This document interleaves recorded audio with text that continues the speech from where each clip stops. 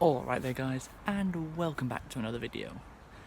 Now it's not the rarest thing in the world for me to cover the same show in different videos, but it is pretty rare for me to cover the same season of the same show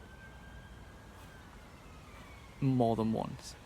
But here we are, returning to the world of My Hero Academia Vigilantes.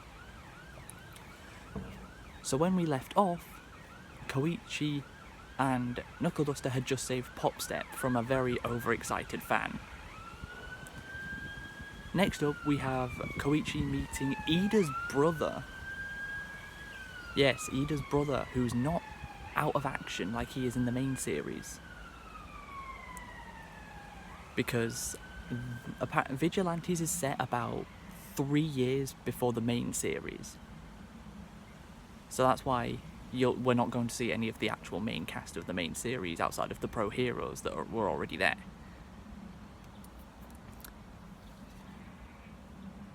Next up, Koichi meets a guy by the name of Stendhal, and his quirk will seem eerily familiar, mainly because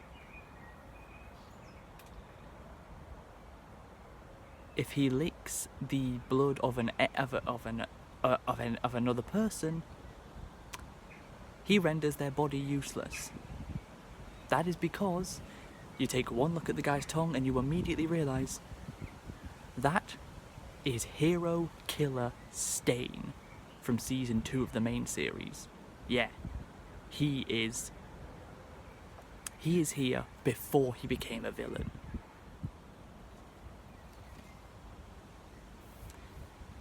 Next up, we find out that we see Koichi telling Popstep why he gave up on his dream of becoming a pro hero. And that's because when he was on his way to his pro hero exam, he'd never been to Tokyo before, so he had no idea where he was going. But he heard people shouting and screaming that a child had fallen into the river. So Koichi takes off nearly all of his clothes and jumps straight into the water with you saying All Might's catchphrase, "I am here."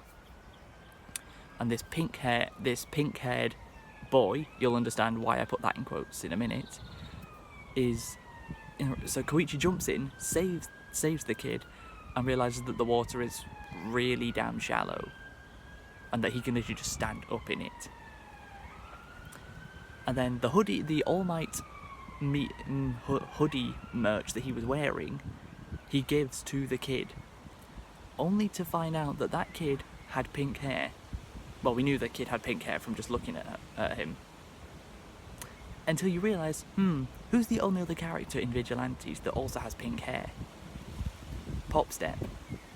You put 2 and 2 together and find out that actually Koichi saved Popstep. They actually had already met in the past, because he had actually been the one that saved her.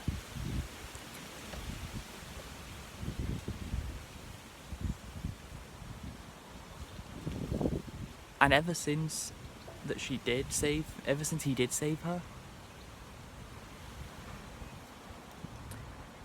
she's been wanting to meet him, and she finally did. She's now part of his trio of vigilante group.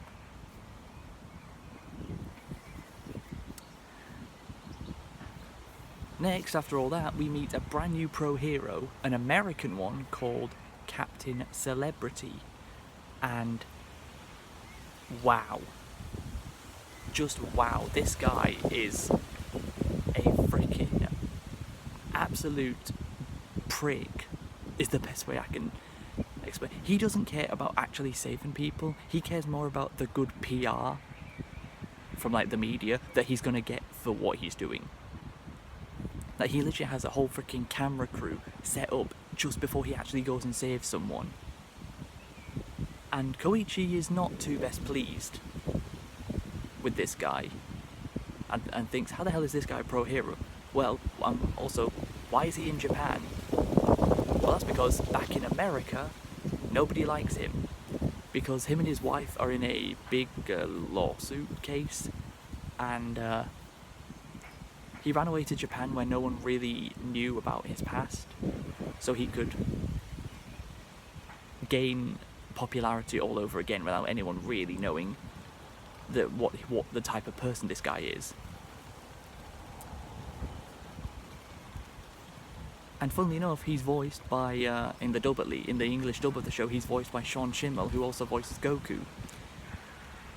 That is ultimately perfect casting. If you understand what type of a person Sean Schemmel is, especially around the Vic Mignogna situation back in 2019, you'll understand exactly why he is a perfect fit to play frickin' Captain Celebrity.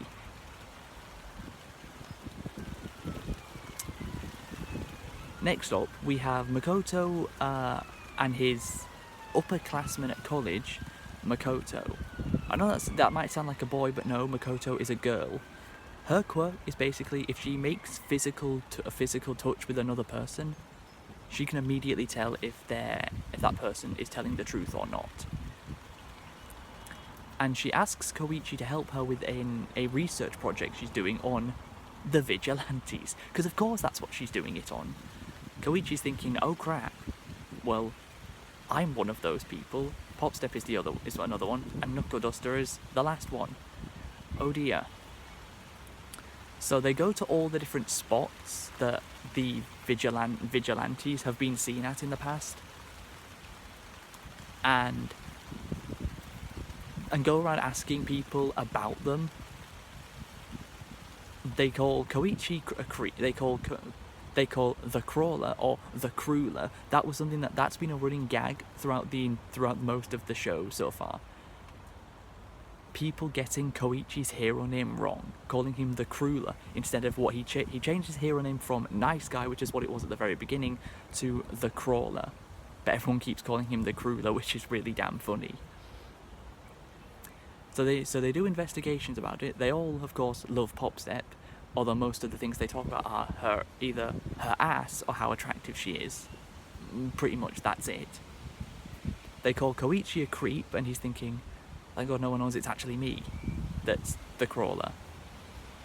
And Knuckle Duster they call scary, because, well, he kind of is. So after all of the research has been done, Makoto shakes hands with Koichi and says, "You're the Crueler, aren't you?" And Koichi says, "No, I'm not." And because his name isn't the Crueler, it's the Crawler, she believes him, which means he just barely gets away with not being found out. And the last thing I have for the story so far is Koichi's mother decides to visit him. So he asks Makoto to pretend to be his girlfriend, which his mother sees straight through immediately, but asks, would you still at least consider dating my Koichi in the future? And she's always very hesitant to say no. She never really wants to say no. She says, we'll see, and things like that. But throughout this episode, they have like a full like day out, a shopping trip with Koichi, Makoto, and his mom. And when Popstep or Knuckle Duster turn up, they manage to not screw anything up for Koichi to why the hell he has so many people know him. But these triggers, which are like which are like these injections that amplify someone's already existing quirk or give them a quirk for a limited time. And this high school girl who has an eye patch has these bees who transport the trigger injection all around. One of those bees goes to a freaking cat that stood on top of a bus, and the cat basically becomes the bus. Ida's brother turns up to try and save everyone, but he runs out of fuel, and for some reason his fuel is juice, which is a bit odd, but okay. Don't remember Ida ever having something like that. Then they managed to get everybody apart from Makoto out of the bus and onto another vehicle, a safer one. So Koichi brings it upon himself, using his mobility quirk, which comes in clutch for once.